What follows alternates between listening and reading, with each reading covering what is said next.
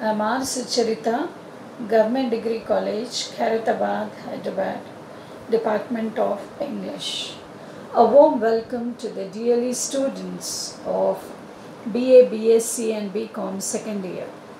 So today I'm going to present Prose, the Grammar of Anarchy, Part 2.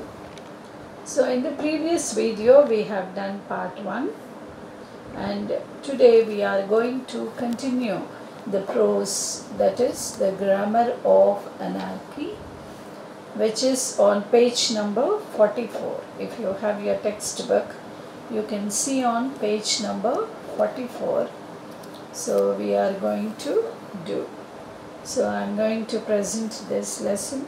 So as earlier we have seen that the Grammar of Anarchy is written by Dr. B.R. Ambedkar. Okay, now on the 26th of January 1950, India would be a democratic country in the sense that India from that day would have a government of the people, by the people and for the people. The same thought comes to my mind. What would happen to her democratic constitution? Will she be able to maintain it, or will she lose it again? This is the second thought that comes to my mind and makes me as anxious as the first. So here the person who is speaking is Dr. B.R. Ambedkar, as we have seen earlier. So this speech was on the 26th of January 1950. Okay, that is, he was telling about that moments of 26th January 1950. So India would be a democratic country in the sense that India from that day would have a government of the people. Even the primary school students, they tell us the definition of what is a democracy.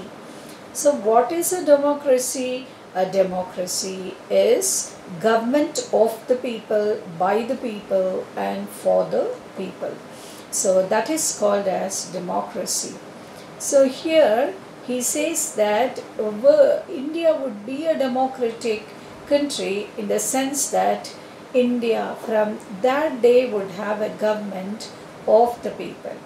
So democracy is nothing but it is a government of the people, and it is a government by the people, and it is a government for the people. So as we are living in India, we know very well what is democracy and how are we electing a leader. So all these, that means indirectly we are ruling the country through the vote that we have cast in. So the same thought comes to my mind, says Dr. B.R. Ambedkar. So what would happen to her democratic constitution? What happens to her democratic constitution? So will she be able to maintain it, or will she lose it again? Because already for the first time she has lost it, and she has achieved that independence with a very great difficulty. She has received that independence. So his anxiety is that will she be able to maintain it, or will she lose it again? So that is the anxiety which we see clearly about Ambedkar. So this is the second thought that comes to my mind and makes me as anxious as the first. So he says that this is the second thought which comes to my mind and it is making me anxious. Anxious means, you know what is anxious. It is nervous or worried. That is called as anxious. So he says that this thought, the second thought which comes to my mind, that thought is making me anxious, that is worried. So it is not that India did not know what democracy is. There was a time when India was studded with republics, and even there were monarchies. They were either elected or limited, they were never absolute. It is not that India did not know parliaments or parliamentary procedure. A study of the Buddhist Bhikshu Sanghas discloses that not only were there parliaments, for the Sanghas were nothing but parliaments, but the Sanghas knew and observed all the rules of parliamentary procedure known to modern times. Although these rules of parliamentary procedure were applied by the Buddha to the meetings of the Sanghas, he must have borrowed them from the rules of the political assemblies functioning in the country in his time. So there is a slide regarding the meanings, so you can see them or observe them. So it is not that India did not know what democracy is. So India knows what is democracy, as we have seen earlier. So there was a time when India was studded with republics. So when you go back, or when you go back to the history of India or the flashback, so India, it was studded with what? It was studded with republics. So beautiful precious stones and pearls, they'll be studded on beautiful clothes, and they give very beautiful appearance to look at when people wear them. In the same way, here too, India, it was studded with what? It was studded with republics. That was the time. And even where there were monarchies. So there were also monarchies. So what is monarchy? Monarchy is nothing but it is governance headed by a king or a queen. So we also know that there were monarchies. They were either elected or limited. So they were never absolute. It is not that India did not know parliaments or parliamentary procedure. India knows very well, and it is having great experience regarding parliament and parliamentary procedure. So a study of the Buddhist bhikshus, Bhikshu Sanghas, discloses that not only were there parliaments, but the Sanghas were nothing but parliaments. So when you go to the Buddhist times, so a study of the Buddhist Bhikshu Sanghas, they disclose that not only were there parliaments. So in that time, there were not only parliaments, but for the Sanghas, they say Sanghas, S-A-N-G-H-A, Sangha. So what are these Sanghas? The Sanghas are nothing but, they were parliaments. But the Sanghas knew and observed all the rules of parliamentary procedure. So what are these Sanghas doing? I told you, Sanghas are nothing but parliaments. And what are these doing? They knew and they observed all the rules of parliamentary procedure in those days. And these rules of parliamentary procedure, they were applied by the Buddha. So Buddha applied what? The parliamentary procedure. The rules of parliamentary procedure to the meetings of the Sanghas. So Sanghas are nothing but they are parliaments.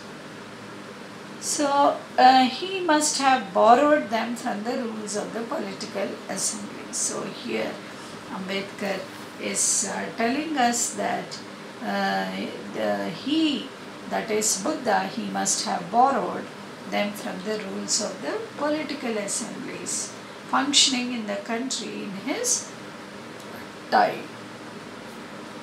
So now you have understood what are these Buddhist Bhikshu Sanghas and what is Sangha and how did they borrow these rules from the rules of the political assemblies. Now this democratic system India lost. Will she lose it a second time? I do not know. But it is quite possible in a country like India, where democracy, from its long disuse, must be regarded as something quite new. There is a danger of democracy giving place to dictatorship. It is quite possible for this newborn democracy to retain its form but give place to dictatorship. In fact, if there is a landslide, the danger of the second possibility becoming an actuality is much greater. So this democratic system India lost, which we have seen in the Buddhist Bhikshu Sangha's time.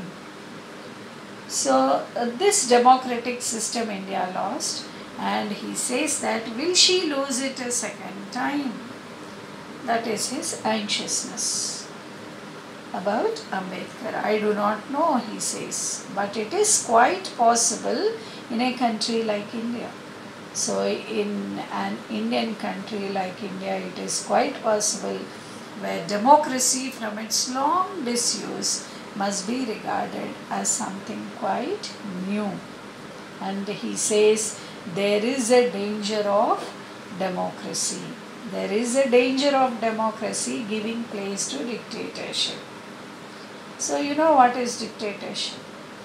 Only one man is going to rule. So if this is in disuse, that is when democracy is in disuse, the too long disuse, then definitely there is a danger. What is that danger? This danger of democracy, it is giving place to dictatorship. So dictatorship and democracy has a very vast difference. So it is quite possible for this newborn democracy to retain its form but give place to dictatorship in fact. So this newborn democracy, it is quite possible to retain its form and it may give place to dictatorship in fact, which is true.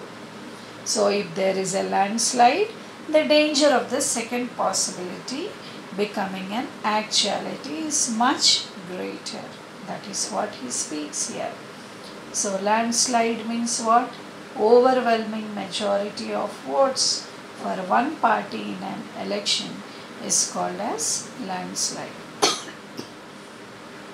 So when there is possibility for this landslide, then the danger of the second possibility is going to become an actuality. And his anxiousness may become true. He says that second possibility becoming an actuality, it is much greater, he says. So if we wish to maintain democracy not merely in form, but also in fact, what must we do? The first thing is my judgment we must do is to hold fast to constitutional methods of achieving our social and economic objectives. It means we must abandon the bloody methods of revolution. It means that we must abandon the method of civil disobedience, non-cooperation and satyagraha. When there was no way left for constitutional methods for achieving economic and social objectives, there was a great deal of justification for unconstitutional methods. But where constitutional methods are open, there can be no justification for these unconstitutional methods. These methods are nothing but the grammar of anarchy, and the sooner they are abandoned, the better for us. So he says, if we wish to maintain democracy, not merely in form, but also in fact, not in form, he says, not in form, but in fact. Fact means truth. What must we do? What should we do in order to maintain democracy? So he gives you some advice. So the first thing in my judgment we must do is to hold fast. So the first formula is that we have to hold tightly to what? To constitutional methods. What are the constitutional methods? We have to know, we have to find out, and we have to practice them. That is what he says. To constitutional methods of achieving our social and economic objectives. In order to achieve our social and economic objectives, we have to hold fast to constitutional methods. This is the first thing in his judgment by Ambedkar. So it means we must abandon. Abandon means, I gave you the meaning, to give up. So if it means we must abandon the bloody methods of revolution. That means we have to give up. Give up what?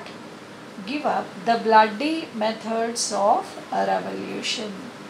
We should be very careful, he says. It means that we must abandon the method of civil disobedience. So, what is the first thing of abandoning, or what is the first thing that we have to give up? We have to give up the method of civil disobedience. That means it is a form of social protest. A social protest is called as civil disobedience, and non-cooperation, satyagraha, all these you know very well, as we are very much aware of these in the freedom struggle. So he says that we have to abandon, we have to give up the method of civil disobedience, non-cooperation and satyagraha.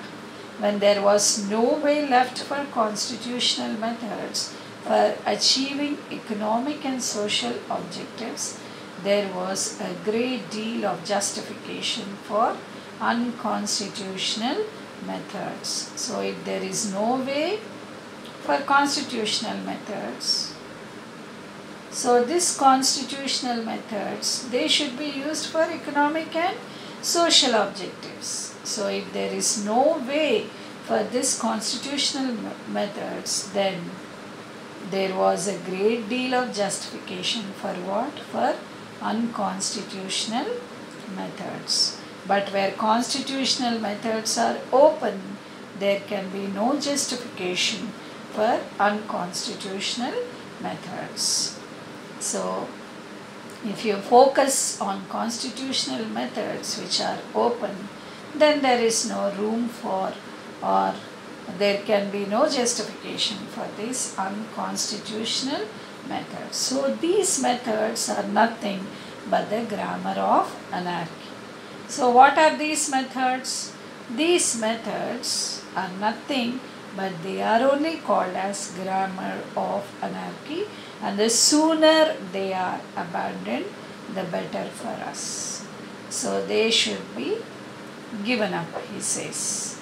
Okay, to give up. You have to, very soon you have to abandon the methods of civil disobedience, non-cooperation and satyagraha, which is the better for us. So this is the first thing he told, that we have to hold fast to constitutional methods. And the second thing we must do is observe the caution which John Stuart Mill has given to all who are interested in the maintenance of democracy, namely not to lay their liberties at the feet of even a great man, or to trust him with power which enables him to subvert their institutions. There is nothing wrong in being grateful to great men who have rendered lifelong services to the country, but there are limits to gratefulness. This caution is far more necessary in the case of India than in the case of any other country. For in India, bhakti, or what may be called the path of devotion or hero worship, plays a part in its politics unequaled in magnitude by the part it plays in the politics of any other country in the world. Bhakti in religion may be a road to the salvation of the soul, but in politics, bhakti or hero worship is a sure road to degradation and eventual dictatorship. So now the second thing he says we must do is observe the caution which John Stuart Mill has given to all. So there is a caution. There is a caution which was given by whom? By John Stuart Mill. So what did he say? To all who are interested in the maintenance of democracy, if at all you are interested to have a democratic form of government, or if at all you want to maintain democracy, okay, namely not to lay their liberties at the feet. So your liberty, it should not be laid before the feet of a great man or trust him. Okay, so because he is a great man, so you should not voluntarily, you should not lay your liberty at a great man's feet, or you should not trust any man with power which enables him to subvert. Subvert means it will ruin utterly and you will be completely destroyed. That is what he says here. Which enables him to subvert their institutions. So, in other words, don't do hero worship to a great man, he says. So, there is nothing wrong in being grateful to great men. Okay, fine. If they are great men, you should be grateful. That means you should be thankful. Okay. So, grateful to great men who have rendered lifelong services to the country. He is a great man and he had rendered his whole life for country. So, that is why he became a great man. But that doesn't mean that you should become a hero worshipper of that great person. That is what he is speaking here. So he says that you just be grateful or you just be thankful who have rendered lifelong services to the country. But there are limits to gratefulness. Okay, you are grateful or you may be very thankful, but to that gratefulness or thankfulness there should be a limit.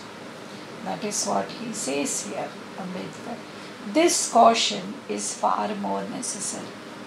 So this caution, the caution which you maintain here, he says that it is far more necessary, especially in the case of India. How are Indian people? Everybody knows. Than in case of any other country. Other countries, when you compare, India is different, especially the Indian people. So you can see further. For in India, bhakti or what may be called the path of devotion or hero worship. All the Indians, the people, they are bhakti people. Okay, there's no doubt about their bhakti. or what may be called the path of devotion. They are devoted. And or hero worship plays a part in its politics, unequaled in magnitude by the part it plays in the politics of any other country in the world, especially when you observe closely a political party. The people in the political party, what are they doing?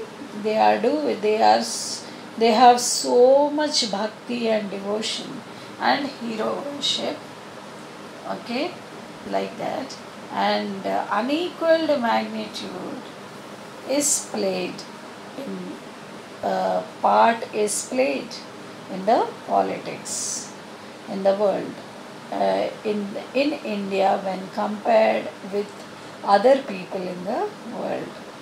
So that is the attitude of Indians, he says.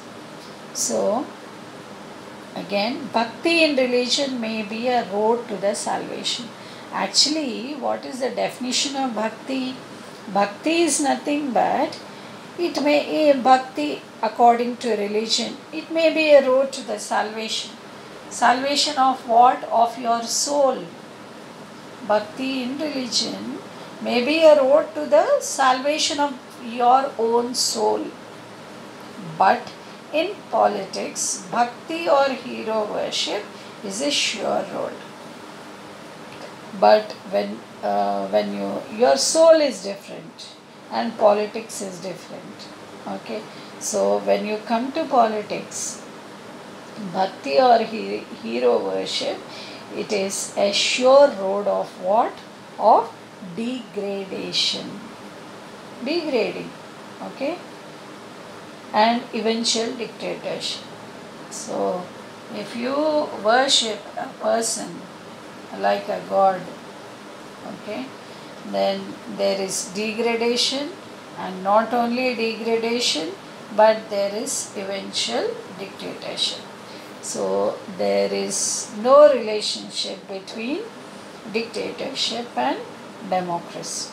So that is what he speaks about, the second thing which we must observe, and how you ought to be cautious. Okay, if they have done great services, you should be thankful, and it is not wrong to be grateful or thankful to a great person, but there are limits, he says. So we have finished the first thing and second thing. Now we'll come to the third thing. So the third thing we must do is not to be content with mere political democracy. We must make our political democracy a social democracy as well. Political democracy cannot last unless there lies at the base of its social democracy. What does social democracy mean? It means a way of life which recognizes liberty, equality, and fraternity as the principles of life. These principles of liberty, equality, and fraternity are not to be treated as separate items in a trinity. They form a union of trinity in the sense that to divorce one from the other is to defeat the very purpose of democracy. Liberty cannot be divorced from equality, equality cannot be divorced from liberty, nor can liberty and equality be divorced from fraternity. So without equality, liberty would produce the supremacy of the few over the many. Equality without liberty would kill individual initiative. Without fraternity, liberty and equality would not become a natural course of things. It would require a constable to enforce them. We must begin by acknowledging the fact that there is complete absence of two things in Indian society. One of these is equality. On the social plane, we have in India a society based on the principle of graded inequality, in which there are some who have immense wealth as against many who live in abject poverty. So the third thing we must do is not be content with mere political democracy. The third thing that we have to learn in order to maintain democracy is you should not be content with just political democracy. That means you should not be satisfied with mere political democracy, he says. We must make our political democracy a social democracy. So this political democracy, we have to make it a social democracy as well. Then political democracy cannot last unless there lies at the base of it social democracy. So what is the base of social democracy?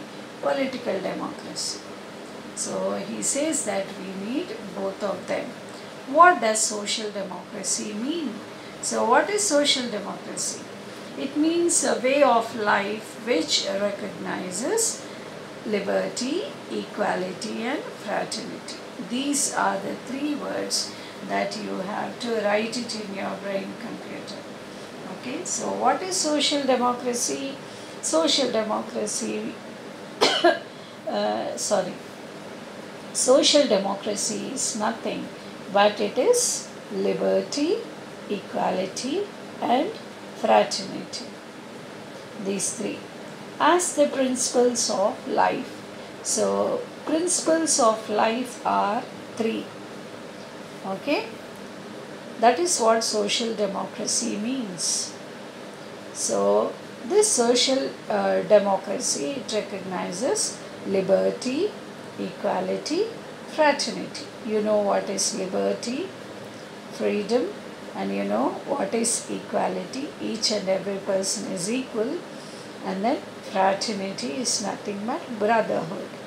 These three as the principles of life.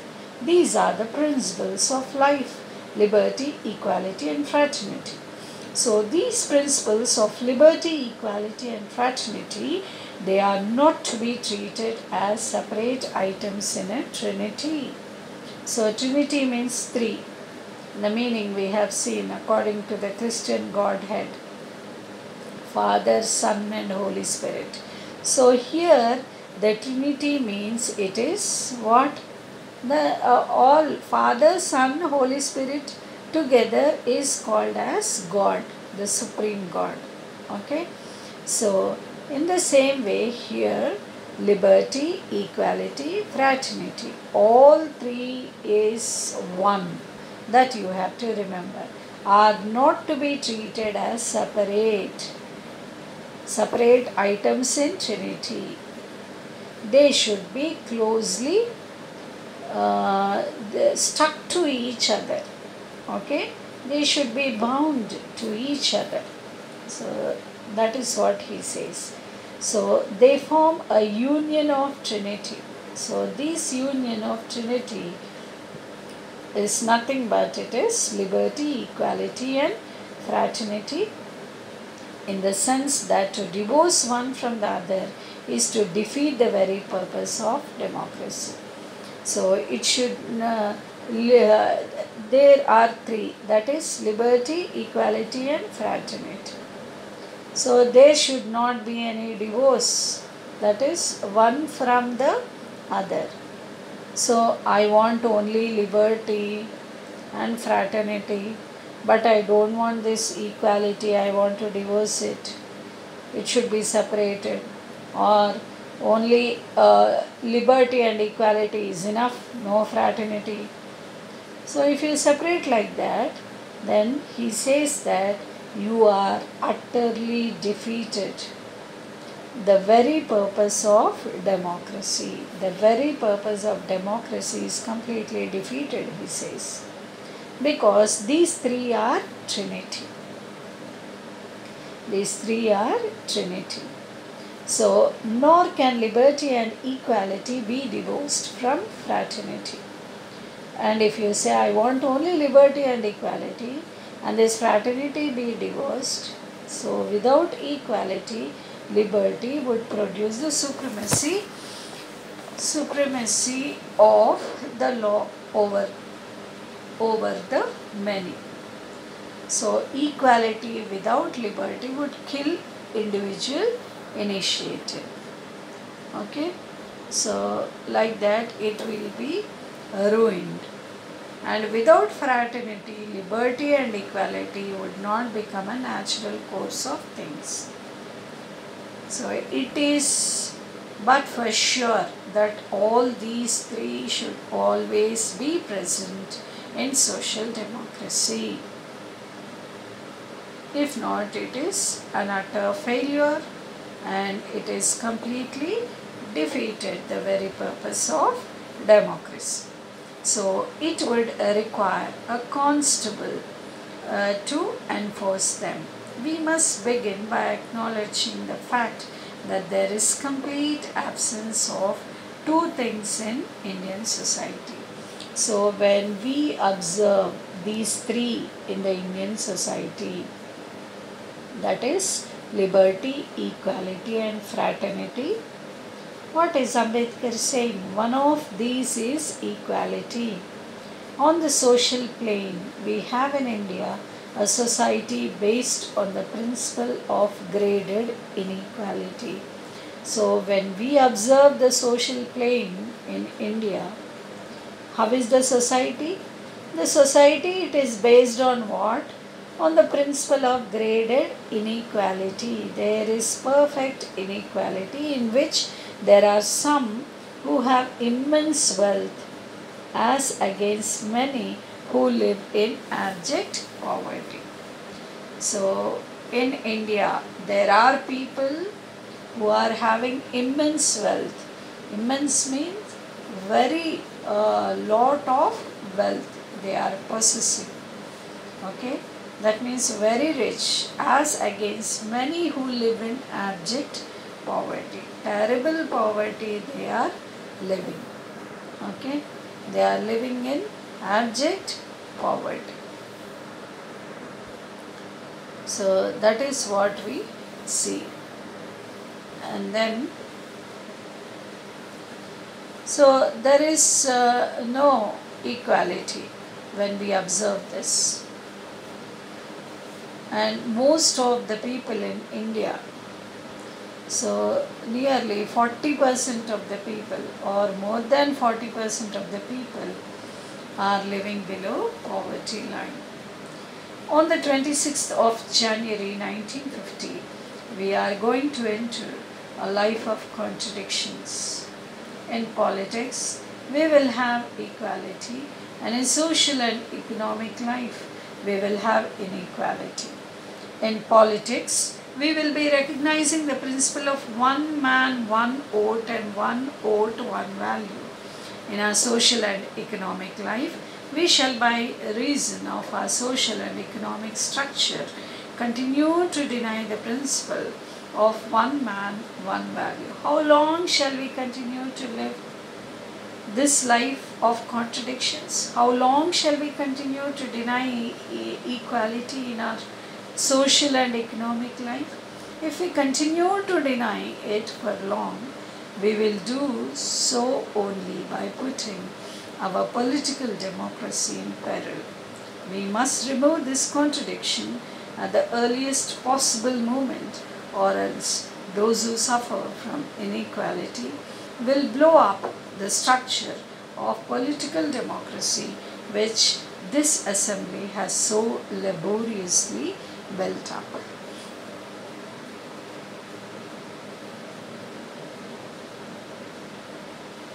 So, on the 26th of January 1950, he says we are going to enter a life of contradictions. So, contradiction, contradictory, that means what? Against or opposing things. Here, that is only called as contradictions. Okay, against. So, in politics, we will have equality, and in social and economic life. So in politics we will have what? Equality, and in social and economic life, if we observe closely, we will have inequality. So in politics, we will be recognizing the principle of what? One man, one vote, and one vote, one value. All of us know this very well in our social and economic life. So, in our social and economic life, we shall, by reason of our social and economic structure, continue to deny the principle of one man, one value. So, in social and economic structure, we are continuing to deny, saying no, the principle of one man, one value. So, how long shall we continue to live like this? How long shall we continue to deny equality? How long shall we continue to live the life of contradictions like this? Contradictory. How long shall we continue to deny equality in our social and economic life? If we continue to deny it for long like this, we will do so only by putting our political democracy in peril.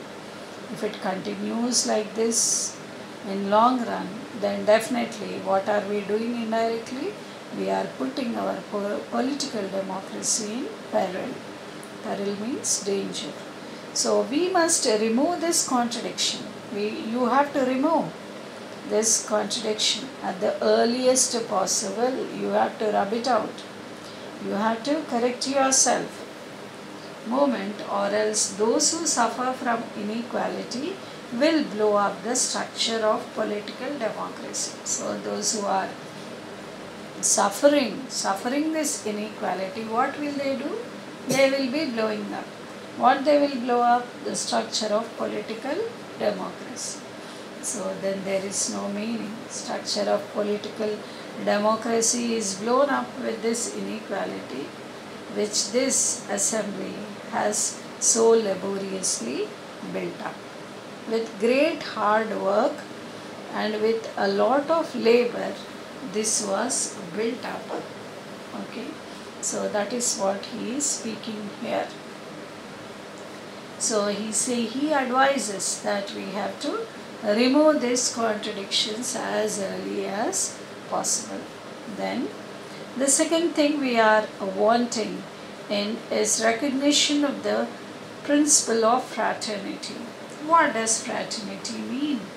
Fraternity means a sense of common brotherhood of all Indians, of Indians being one people. It is the principle which gives unity and solidarity to social life. It is a difficult thing to achieve. I remember the days when politically minded Indians resented the expression the people of India. They preferred the expression the Indian nation. I am of the opinion that in believing that we are a nation, we are cherishing a great delusion. How can people divided into several thousands of castes be a nation? The sooner we realize that we are not as yet a nation in the social and psychological sense of the word, the better for us. For then only we shall realize the necessity of becoming a nation and seriously think of the ways and means of realizing the goal. The realization of this goal is going to be very difficult. As in India, there are castes. The castes are anti-national. In the first place, because they bring about separation in social life, they are anti-national. Also because they generate jealousy and antipathy between castes. But we must overcome all these difficulties if we wish to become a nation in reality. Again, the second thing we are wanting in is recognition of the principle of fraternity. So I told you what is this fraternity, what does fraternity mean? Fraternity is nothing but fraternity. It means a sense of common brotherhood of all Indians. So all the Indians, they have to be be like brothers. Okay, common brotherhood. Brotherhood is only called as fraternity. They have to behave as though they are own brothers born to a single mother. Their attitude should be like that, of Indians being one people. If all the Indians they have this thinking, and if they have this mindset or attitude, then they can be, all the Indians can be one people. So it is the principle which gives unity and solidarity. So this principle, that is fraternity, it gives what? It gives this principle, it gives unity and solidarity. The principle of fraternity. The principle of fraternity is nothing but unity and solidarity. So what is solidarity? It is a bond of unity or agreement between two individuals. A bond of unity. United we live, divided we fall. That is the common principle. So like that, this fraternity gives us unity and solidarity to social life. So it is a difficult thing to achieve, he says. I remember the days when politically minded Indians resented the expression. Resent means to express displeasure. Regarding what? Regarding fraternity. Some political minded Indians, he says, still I remember those days. They resented the expressions. The people of India, they say, they preferred the expression, the Indian nation. I am of the opinion that in believing that we are a nation, we are cherishing a great delusion. So, what does he say here? That I am of the opinion that in believing that we are a nation, if we believe that the whole India or Indians is a nation, we are cherishing a great delusion. So I gave you the meaning here. What is delusion? It is a false belief. Okay. So clearly he expresses here that we are in a false great delusion. Okay, so how can people divided into several thousands of castes? So what is this false belief? That the people of India, they have all these several thousands of people who are living in India. Now there are crores of people in India have different castes. Of castes be a nation. Divided into several thousands of castes, how can they be a nation? The sooner we realize that we are not as yet a nation in social and psychological sense. So we have to realize that in social and psychological sense, we are not a nation of the world. Okay, of the world. The better for us. So the sooner we realize this fact, it is the better for us. For then only we shall realize the necessity of becoming a nation. Then there will arise a necessity that we have to become a nation, and we have to seriously think of the ways and means of realizing the goal. So our goal is to become all the Indians as a nation. So that is the goal, and you have to realize and you have to think seriously what are the ways and means so that we achieve our goal as a nation. So the realization of this goal is going to be very difficult. It is very difficult, as in India there are many castes. Caste is the serious problem, he says. So the castes are anti-national. So what is the role played by this caste? They are anti. they are anti-national. So, in the first place, because they bring about separation in social life. So, what is the role played by this caste? The role played by this caste is separating human beings in their social life. So they are anti-national also because they generate jealousy. So what are these castes generating? They are generating jealousy and antipathy. Antipathy is what? Strong feeling of dislike. If you are the same person, the other person, if he is of your caste and your culture, your language, then you are going to like. And if he is not of your caste or from your community, then he is disliked. So that is only called as antipathy, strong feeling of dislike between castes. So castes are bringing a major problem for this liberty, equality and fraternity.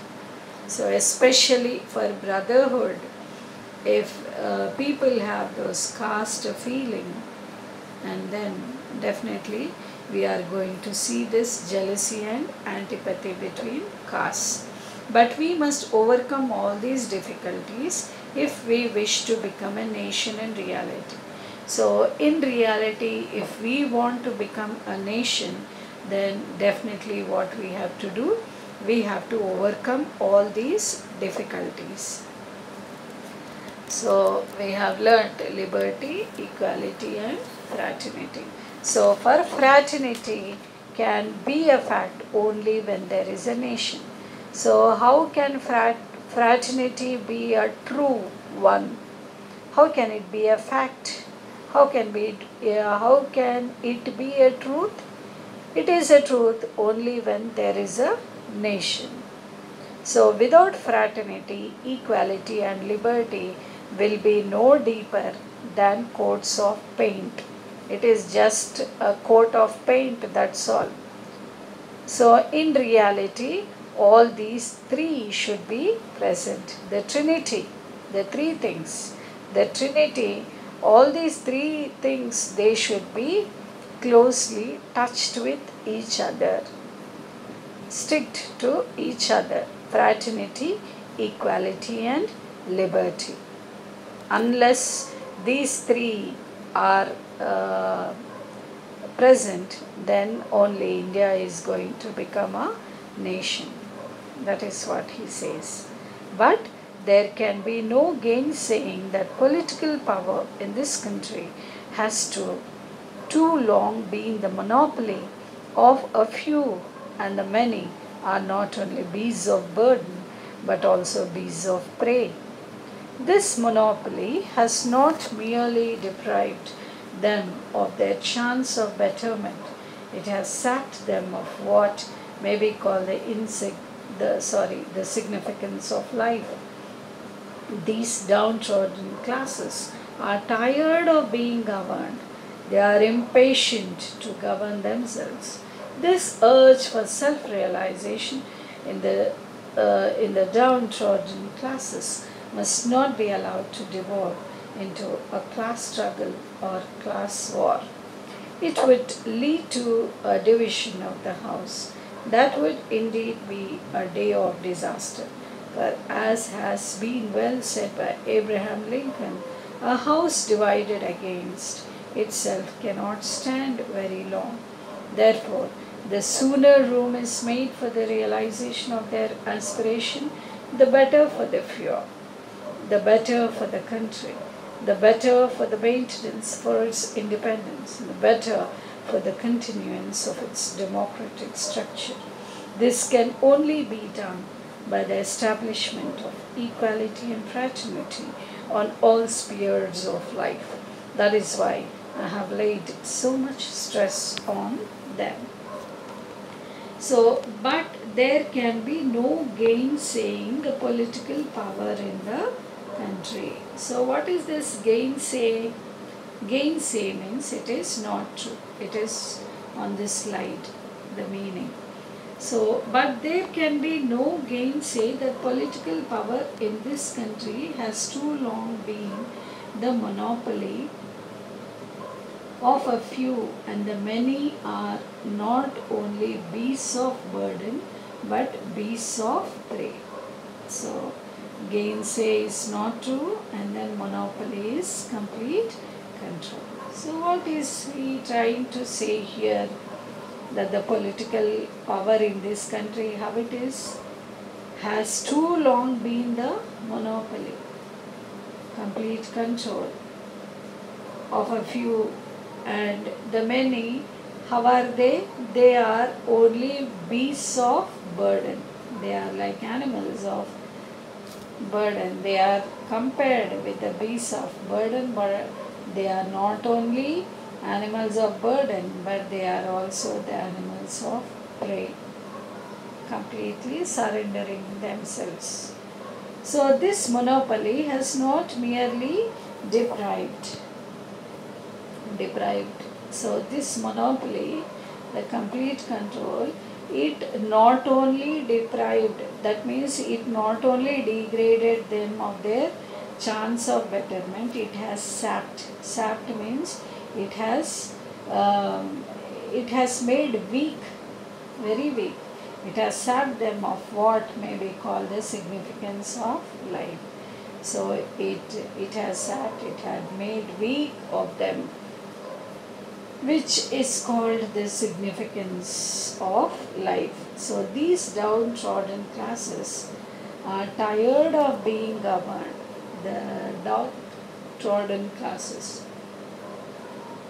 the poor people, they are becoming very tired of being governed. They are impatient to govern themselves. So this urge for self-realization in the downtrodden classes must not be allowed. So the self-realization, the urge for self-realization in the downtrodden classes, the poor people should not be allowed to devolve.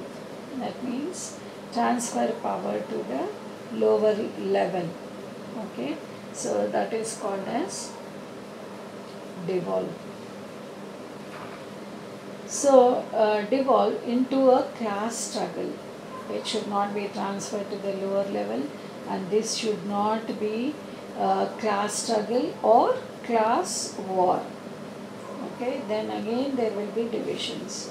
So it would lead to a division of the house. The house will be divided. Then what is the use?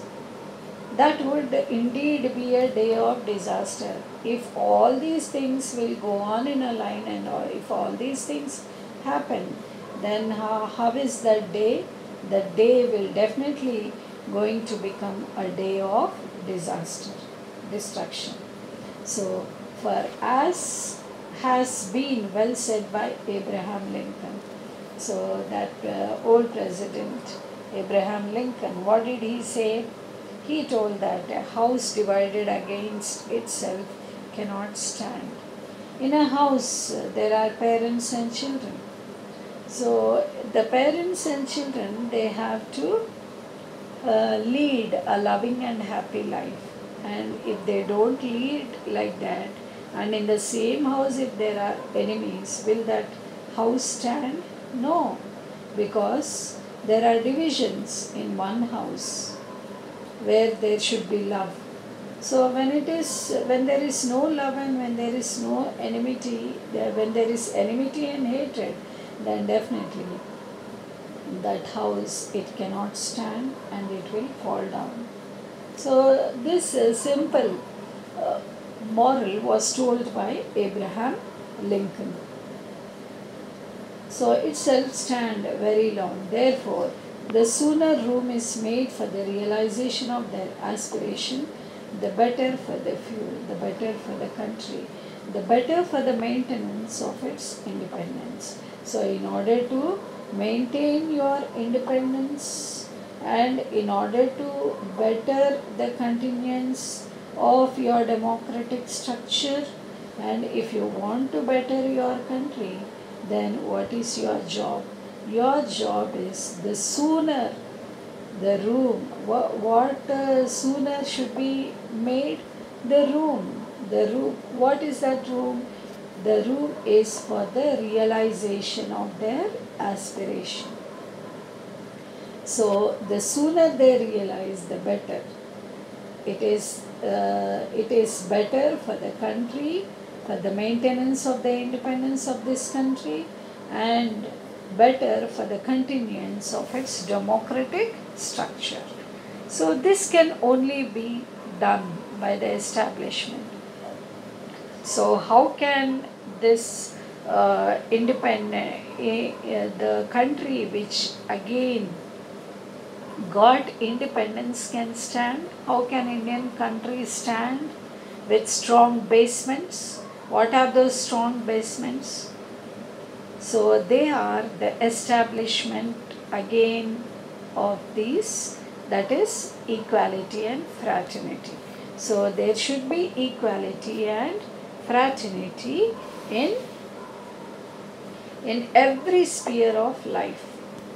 There should be equality and there should be fraternity. Fraternity means the brotherhood in all spheres of life. So they are only the strong foundations or the establishments in order to continue this democratic structure, and then India can maintain this country which had attained independence. So independence is no doubt a matter of joy, but let us not forget that this independence has thrown on us great responsibilities. Through independence, we have lost the excuse of blaming the British for anything going wrong. If here after things go wrong, we will have nobody to blame except ourselves. There is great danger of things going wrong. Times are fast changing. People, including our own, are being moved by new ideologies. They are getting tired of government by the people. They are prepared to have governments for the people and are indifferent whether it is government of the people and by the people. If we wish to preserve the constitution in which we have sought to enshrine the principle of government of the people, for the people and by the people, let us resolve not to be tardy in the recognition of the evils that lie across our path and which induce people to prefer government for the people over government by the people, not weak in our initiative to remove them. That is the only way to serve the country. I know of no better. And finally, he says, independence is no doubt a matter of joy. So we all are feeling very happy, and it is indeed a joy regarding independence. We are so happy because we have strived a lot and we have won independence. So, but let us not forget that this independence has thrown on us great responsibilities. We are very happy regarding independence, but there are so many responsibilities that this independence, it is putting on our shoulders, or it is throwing on our shoulders, that we have to remember. So through independence, we have lost the excuse of blaming the British for anything going wrong. So when the people, that is the British people, when they were ruling this country, India, whatever wrong was going on, the people of India, they would justly blame the British people. It is the British people who are ruling, so that is why it is like this. They used to blame if anything goes wrong.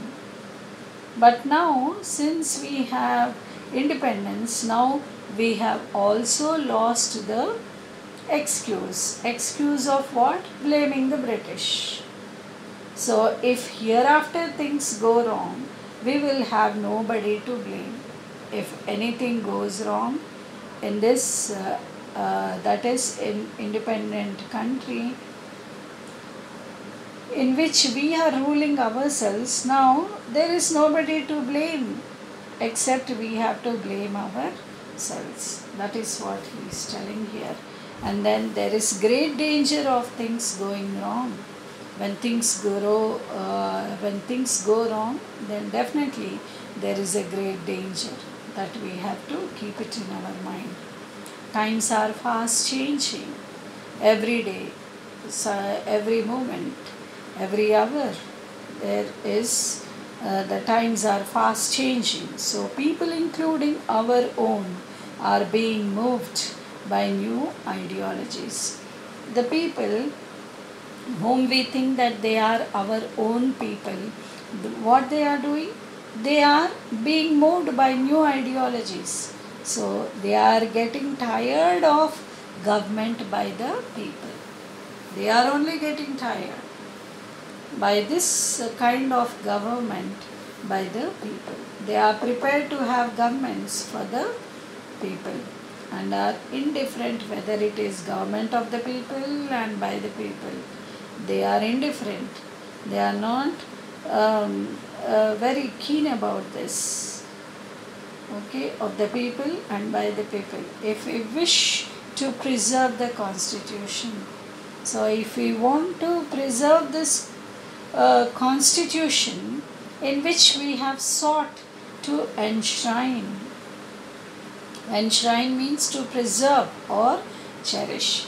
We have to preserve the constitution and we have to cherish, which is enshrine the principle of government of the people, for the people and by the people. So don't be indifferent, but you have to cherish and you have to preserve. Preserve what? Democracy. So what is democracy? It is government of the people, for the people and by the people. So let us resolve. So what we have to do? We have to resolve. Excuse me. So we have to resolve, means to find a solution. It's called as resolve. So you have to find a solution. Let us find a solution, not to be tardy. Tardy means you should not be slow to act, just given in the slide. Okay? Or you should not delay in the recognition of the evils. What are the evils going on in the country? You have to recognize them that lie across our path. So in our path, what are the evils? You have to recognize them and which induce people. That means lead to, okay, which lead people to prefer. So government for the people over government by the people. Not to be weak in our initiative. You should not be weak in your initiative to remove them. You should be very quick, okay. Quick in what? Quick in recognizing the evils and quick in solving them immediately and remove them. The evils should be completely eradicated, they should be removed. So that is the only way to serve the country. So this is the greatest service to the country, he says. That is recognizing the evils and removing them, taking an initiative to remove them. So I know of no better. So in this way he says that we can preserve our country, India, with independence, and we are not going to lose the independence for the second time, and we should not give room for the anxiousness of Ambedkar, and we have to protect our country, and we have to remember the most important principle that Ambedkar taught us. So what is that? That is liberty, equality, and fraternity.